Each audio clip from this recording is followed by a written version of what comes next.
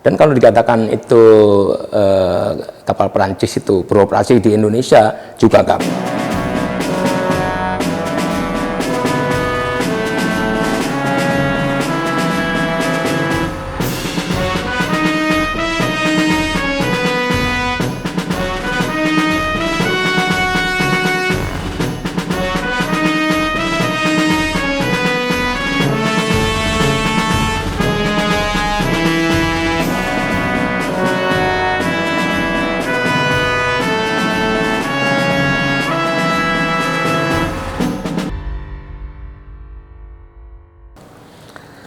Halo sahabat Indonesia, kita bertemu lagi dalam rubrik Hot News. Kali ini saya masih membawakan topik yang hot tentang Nanggala. Dan untuk itu saya tetap didampingi oleh pakarnya di bidang kelautan, terutama di bidang TNI AL. Dalam hal ini saya perkenalkan Bapak Laksamana Muda TNI Purnawirawan Dr. Surya Wiranto. Pak Surya, matur suwun. Kita ngerepotin lagi Pak Surya. Jadi kemarin itu setelah postingan yang pertama Pak Surya, ternyata ada banyak perkembangan, perkembangan yang kemarin belum sempat kita bahas gitu. Jadi makanya mohon maaf kami izin untuk nanya kembali. Nah, tapi sahabat Indonesia, ini kami tidak di studio kanal Anak Bangsa. Kami sowan ke salah satu kantornya Pak Surya itu di IKAL Strategic Center ISC. ISC itu apa Pak? Mohon maaf. Ya, terima kasih Pak Rudi dan juga para pemirsa sekalian. Kebetulan hari ini memang saya undang di kantor saya Pak Rudi ini supaya kanal Anak Bangsa juga tahu di tempat kami. Jadi IKAL Strategic Center itu adalah anak daripada IKAL Pak, IKAL Pusat. IKAL itu? IKAL itu Ikatan Keluarga Alumni Lemhanas. Oh iya. Jadi semua keluarga alumni Lemhanas. IKAL ya. IKAL yang dipimpin oleh Jenderal TNI Agung Gumelar. Ya. Nah, kemudian seiring dengan berjalannya waktu, beliau ingin ada lembaga kajian tersendiri, think tank begitu, think tanknya daripada IKAL itu supaya fokus kita mengadakan kajian-kajian tentang masalah-masalah yang sedang faktual, yang sedang in. Contohnya adalah kalau kami militer itu ya bidang Ipolexosbud Hankam. Mana yang populer, nah itu kita bicarakan. Nah, kami tiap bulan ini mengadakan kajian-kajian, pertemuan, itu apakah berupa seminar, kemudian diskusi publik, kemudian FGD dan sebagainya. Dan hasilnya ini bisa berupa produk-produk seperti ini. Nah, karena kami ini lembaga yang memberikan fooding kepada kementerian lembaga, termasuk pada Bapak Presiden. Jadi masalah-masalah nasional yang sedang ini kita kaji, kita undang pakar kemari. Kita berikan pada lembaga-lembaga terkait. Summary sheet-nya ini nanti kita berikan pada kementerian terkait, termasuk juga ke Bapak Presiden. Kita lewat One Team Press. Gitu, Pak. IKAL ini terdiri dari siapa Pak? Yang jelas para alumni Lemhanas pasti ya. Terus IKAL ISC sendiri siapa yang mengelolanya Pak? Jadi ISC ini tetap semuanya anggota IKAL. Ya baik, nah, yang pertama itu ya. Nah, terdiri dari sipil itu para profesor, doktor khususnya, akademisi ya, dan juga yang militer. Karena memang Pak Surya. Ya, seperti saya kebetulan militer angkatan laut, ada juga yang angkatan darat, angkatan udara ya, dari polisi juga ada.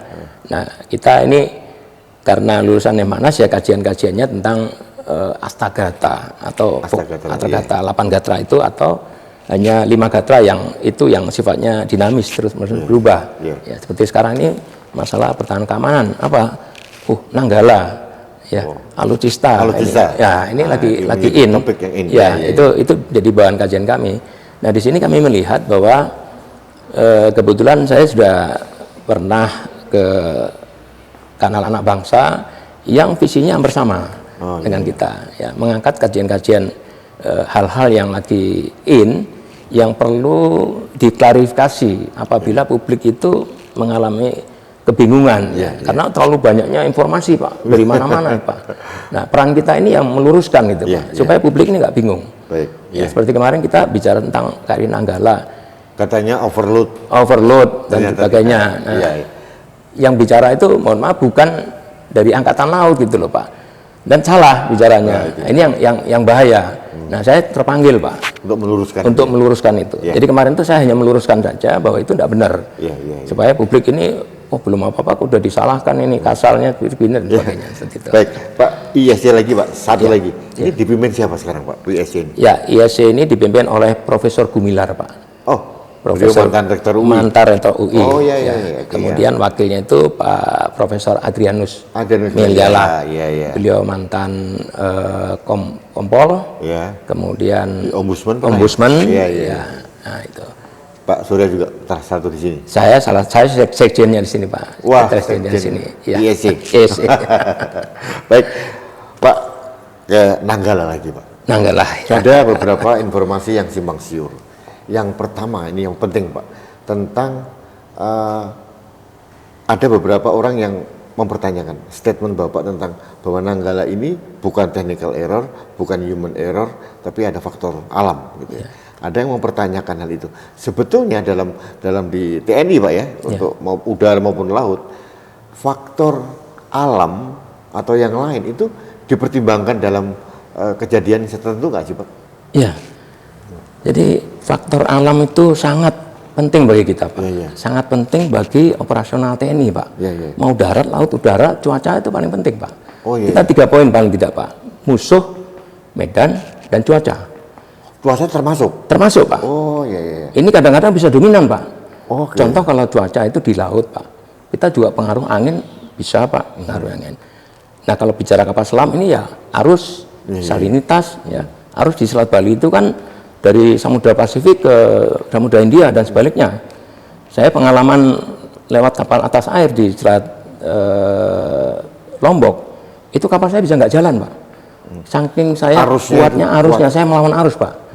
Sehingga dari pengalaman itu berikutnya kalau saya operasi sana pasti mengikuti arus ini lagi lewat mana. Nah, saya mengikuti arus itu Pak. Jadi artinya faktor cuaca dan alam itu sangat dominan juga. Sangat Pak. Ya. Jadi meluruskan informasi bahwa seolah-olah tidak ada faktor alam dan ini bisa terbantahkan dari penjelasan Pak Surya. Ini penting Pak karena jangan sampai publik kami yang sipil ini kan tidak tahu nih Pak. Kalau logika saya pasti ada faktor alam karena kan selalu kita berhubungan dengan alam tuh Pak. Mulai udara juga, laut juga, darat juga ada gitu. Dari bukti kapal hilang kontak aja Pak ya. Laporan hilang kontak pada waktu itu posisinya kan sudah diperkirakan Pak. Kemudian ada tumpahan minyak, ya. Dari situ sampai posisi ditemukan itu jaraknya kira-kira 1.500 ya, 1.500 meter. Nah di sini membuktikan bahwa ada arus yang membawa dia sampai sejauh itu Pak. Itu alam. Iya alam. Jadi dia tidak jatuh lurus Pak. Padahal barangnya kan 1.400 ton kan Pak. Jatuhnya orang awam lihatnya seperti ini Pak. Kenyataannya dia bergerak begitu. Begini Pak ya. Karena kebawa arusnya. Bawa arus, betul Pak. Apalagi di kedalaman yang sangat sangat dalam, ya di bawah 500 sampai 800, wah itu pengaruh arusnya sangat kuat sekali Pak. Baik, terima kasih Pak Surya. Yang kedua nih Pak, ada kemarin isu, saya tidak tahu siapa yang meniupkan, seolah-olah Nanggala itu eksiden karena ditembak oleh kapal selam China atau mungkin ada juga yang dari Prancis. Sebenarnya seperti apa Pak? Ya begini Pak, jadi saya coba kembalikan tadi Pak. Kalau tentara itu mau operasi, mau perang, ya mau maju itu Pak. Yang pertama kenapa munya itu musuh Pak. Jadi musuhnya ini harus tahu dulu Pak.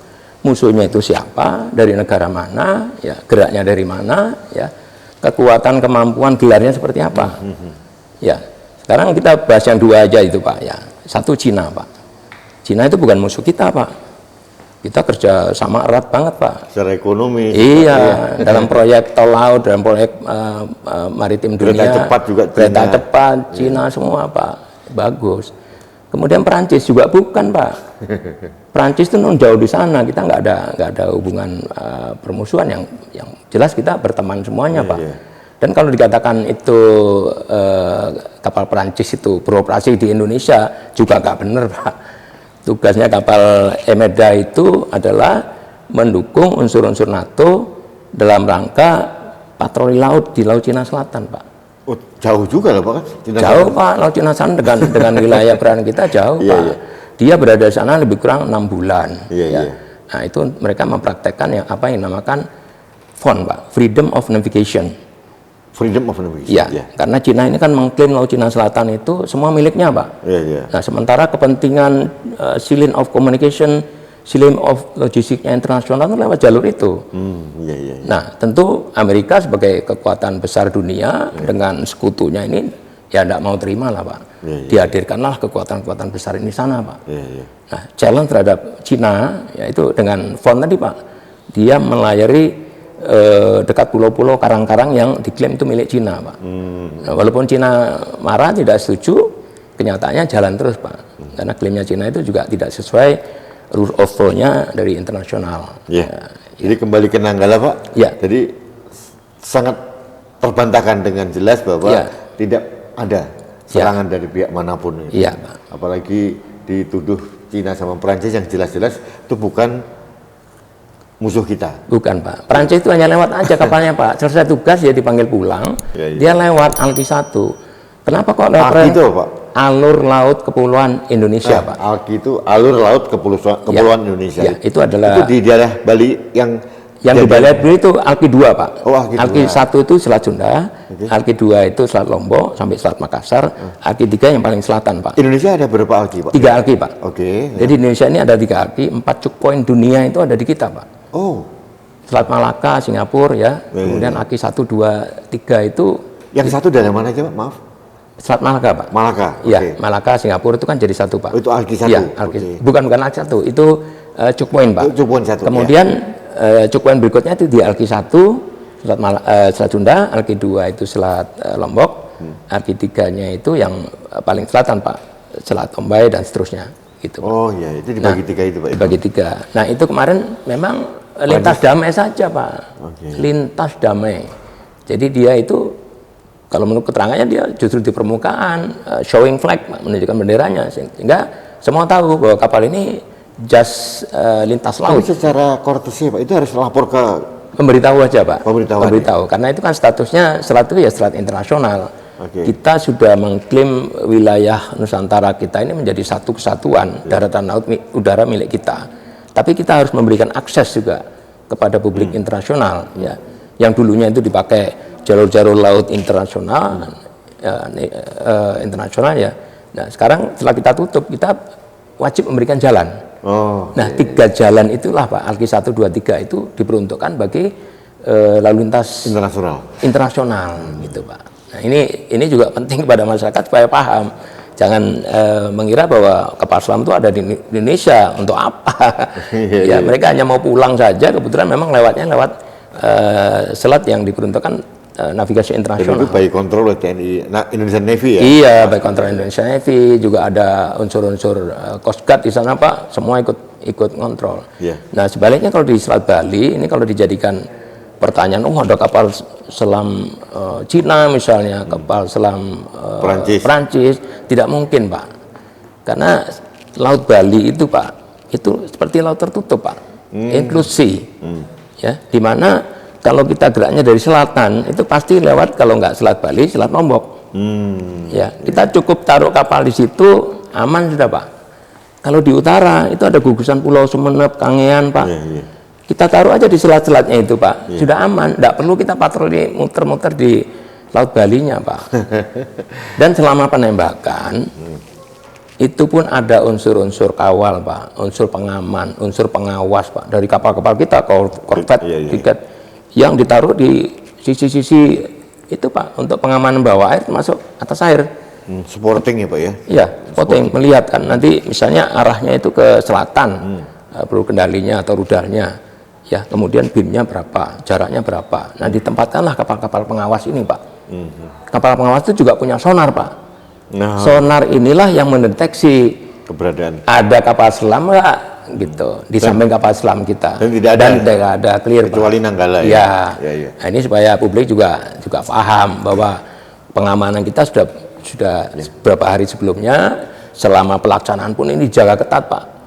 Di permukaan ini ada sea radar yang ngawal meluncurnya torpedo itu, Pak. Ada helikopter juga yang melihat trace gerakannya torpedo, karena itu torpedo shoot, Pak, underwater torpedo, Pak. Dia bisa dikendalikan seperti itu, Pak. Pak Surya, kenapa ya kadang-kadang dalam tragedi musibah begini selalu ada spekulasi atau informasi yang meracuni publik gitu, Pak? Kalau saya berpikirnya simpel aja, Pak, karena mereka belum tahu, Pak. Oh iya iya. Cuman kadang-kadang ya bahayanya kalau sok tahu, Pak. Sok tahu memberikan statement-statement, apalagi ini pejabat ya, entah pejabat di eksekutif, legislatif dan sebagainya. Jadi bahaya, Pak. Trustnya itu tinggi, dianggap benar gitu ya. Dianggap benar, Pak. Nah. Ini yang bahaya, Pak. Sehingga saya sebagai Purnawirawan Angkatan Laut, saya pengalaman di laut sekian lama, saya punya pengetahuan yang banyak tentang kematian. Saya wajib, Pak, meluruskan ini pada publik. Ya. Supaya, Pak, mohon maaf, terkait sama statement Bapak yang terakhir. Ya. Ada beberapa pihak, terutama para politisi atau pihak tertentu, yang menyalahkan Kepala Staf Angkatan Laut. Ya. Dianggap bertanggung jawab terhadap tenggelamnya Nanggala. Bapak punya pendapat seperti apa? Ya, kalau memang tanggung jawab itu kalau dalam masalah pembinaan memang dari Bapak Kasal, Pak. Kalau masalah penggunaan untuk tempurnya itu nanti Panglima TNI. Ya, Pak. Nah, dalam hal ini oke lah disampaikan Bapak Kasal. Ya, Bapak Kasal sudah bertanggung jawab. Dia sudah menyampaikan tahapan-tahapan daripada kegiatan latihan penembakan itu disampaikan. Bahwa latihan itu gagal ya karena ada unsur yang missing. Ya. Itu karena sudah secara alat dan equipment semuanya kan clear, Pak. Siap, Pak ya. Ya, clear. Karena apa? Alat dan personel, Pak. Alat ini alat baik pendorongan kapal ya dengan seluruh sistem pendorongan ini siap, Pak. Kemudian sewakunya, Pak, sistem weapon and controlnya. Dan itu pun masih dikawal oleh orang-orang Arsenal dan orang-orang dari Tsenekal Mabesal, Pak. Ahlinya, Pak. Termasuk ada komandan kapal selam di situ, Pak, yang memang sudah banyak pengalaman. Jadi betul-betul make sure bahwa seluruh sistem siap, personilnya siap juga, Pak. Nah, personil ini sudah pasti melewati Glagaspur tingkat 1, 2, 3 dan mau melaksanakan 4, Pak. Semuanya sudah siap, Pak. Jadi artinya musibah Nanggala semata-mata yang faktor di luar perkiraan, Pak ya, di luar estimasi semua. Di luar estimate kita, Pak. Yang sudah disiapkan sudah optimal. Ya semua bisa saja terjadi, Pak. Makanya sekarang ini kalau ditanya ya Angkatan Laut sedang melaksanakan investigasi, Pak. Dari kemungkinan yang lain kemungkinan, Pak. Nah, ini kan juga mungkin nanti kalau ada contoh kerangkanya yang diangkat ini akan lebih jelas lagi. Apa sih kira-kira permasalahannya? Tapi mungkin juga komentarnya juga ada muatan politik juga, Pak. Itu, Pak, ya saya yang tidak mohon maaf tidak terlalu suka, Pak, politik akhirnya dibawa-bawa ke masalah teknis operasional, Pak. Ini bahaya, Pak. Nanti publik itu mengira berapa kali disampaikan, berapa kali di broadcast itu menjadi suatu pembenaran, Pak. Nah, ini kalau tidak ada yang meluruskan, ya alhamdulillah kemarin ada Asrana Kasal, saya lihat sudah menyampaikan secara resmi yang mewakili Bapak Kasal. Itu bagus. Sehingga publik itu clear gitu. Tapi ada juga mestinya pihak lain, Pak, di luar itu yang paham tentang termasuk saya lah, Pak. Kalau saya ini memang terpanggil, Pak. Terpanggil karena sampai sekarang saya mengajar juga tentang keamanan maritim di Unhan, Pak. Hari-hari di ISC ini saya mengkaji tentang masalah pertahanan keamanan, Pak. Termasuk alutsista juga. Termasuk alutsista. Jadi telinga saya ini panas kalau mendengar hal-hal yang tidak sesuai itu, Pak. Apalagi mungkin secara Nanggala yang perlu kita klarifikasi, Pak, selain pertanyaan saya tadi, mungkin Bapak mendengar apa gitu? Ya, kalau saya sebenarnya mengajak masyarakat ini lebih memahami ya tentang musibah ini dari sumber-sumber yang terpercaya, Pak. Makanya kemarin kita juga mengharapkan dari Bapak Kasal, ya Panglima TNI, itu kan sudah memberikan kemudian juga ada stafnya kemarin Asrena itu sudah menyampaikan juga detail tentang itu, sehingga ya publik ini tidak merasa mendapat informasi yang salah, hoax. Seperti kapal asing merudal, mentorpedo ini kan bahaya, Pak. Informasinya ada informasi yang datang ke saya juga bukan dari orang-orang biasa, Pak, dari orang-orang terkenal pun jadi bertanya-tanya, Pak. Sempat terpengaruh sebentar. Sebentar, Pak. Ini bahaya. Itu bahaya, Pak. Tapi dengan penjelasan ini ada upaya dari penjelasan Bapak. Dan saya lihat juga bahwa perhatian pemerintah Presiden kepada musibah Nanggala ini juga cukup baik. Karena saya lihat kemarin seperti yang pernah kita perbincangkan sebelumnya dengan Pak Dwi Darmanto, Presiden akan menanggung semua biaya sekolah dan sebagainya. Itu kan sesuatu yang luar biasa juga. Ya. Akan dinaikkan satu tingkat, kan banyak hal lah kita. Betul, Pak. Nah, yang paling penting ini, Pak, memang banyak sorotan karena kapal itu sudah tua, Pak. Ya, ini juga menjadi perhatian saya kira pada pimpinan TNI AL, pimpinan TNI, Pak. Kemarin Pak Menhan juga menyampaikan akan memperbarui, Pak. Atau mungkin bahkan tidak mengoperasikan lagi kapal selam yang jenis Cakra, Pak. Ya, ini nanti ya kita tunggu aja pertimbangan strategis dari pemimpin TNI ini, Pak. Dan juga disesuaikan dengan anggaran yang punya, Pak. Disesuaikan anggaran, itu yang paling penting, Pak. Nanggala kalau nggak salah sekitar 5,8 sampai 6 triliun gitu, Pak ya? Iya, betul. Mahal juga ya, Pak ya? Mahal, Pak. Untuk operasional alutsista ini mahal, Pak. Apalagi kapal selam, Pak. Makanya dipilih orang-orang yang spesial, Pak. Untuk merawat ini. Iya, soal khusus. Ini. Makanya disebut monster laut itu betul, Pak. Yang ditembakkan dari kapal selam itu Taifib, Denjaka, Kopaska, itu kan orang-orang pilihan juga, Pak. Itu lagi torpedo, katanya mahal juga ya? Mahal juga torpedo, Pak. Satu torpedo itu bisa Mercy tadi katanya? Ya, harga Mercy ya gitu. Jadi kalau kita tidak betul-betul menyiapkan ini, ya nggak mungkin kita membuang uang itu sia-sia, Pak. Jadi kesiapan teknis, termasuk sistem weapon and control itu, Pak, sistem weapon senjatanya itu detail betul, Pak, penyiapannya, Pak. Sehingga kita yakin setelah tembakan. Kalau toh ada gagal ya kita pelajari dari mana gagalnya. Kita pernah juga gagal juga kan. Nah, gitu. Saya kira cukup, Pak. Ini klarifikasinya. Mungkin nanti kalau ada klarifikasi ini saya ngetak Pak Surya lagi. Saya dengan senang hati, Pak. Karena ini kan dinamis, Pak. Kan di media sosial suka macam-macam. Tapi satu hal, sahabat Indonesia, ini adalah klarifikasi yang sangat penting. Yang pertama masalah isu penembakan rudal oleh kapal asing, kemudian sudah dijelaskan dengan gamblang oleh Pak Surya, kemudian juga ada tadi bahwa tidak mungkin ada faktor cuaca, ternyata juga ada dijelaskan. Ini mudah-mudahan tidak terjadi spekulasi baru yang lain-lain. Kita harus mulai belajar empati terhadap kedukaan yang kita terima, bukan hanya TNI AL tapi sebangsa ini. Jangan memperkeruh suasana dengan memberikan informasi-informasi yang simpang siur, yang tidak bersumber pada kredibilitas dan fakta gitu, Pak. Nah, saya kira itu, sahabat Indonesia, ke depan kami dari Kanal Anak Bangsa minta ke IKAL SC nih, ISC, Pak. Siapa tahu ada kajian-kajian yang bisa kita diskusikan ini, Pak. Nah, sukses untuk ISC, Pak. Mudah-mudahan salam untuk bapak-bapak yang di ISC sama ibu, mudah-mudahan ISC memberikan suatu kontribusi positif buat bangsa ini. Amin. Baik, sahabat Indonesia, demikian perbincangan saya dengan Pak Surya Wiranto tentang terkait masalah Nanggala. Mudah-mudahan ini menjadi pencerahan buat kita semuanya dan meluruskan informasi-informasi yang simpang siur sementara ini. Terima kasih, sampai bertemu lagi dalam Hot News berikutnya.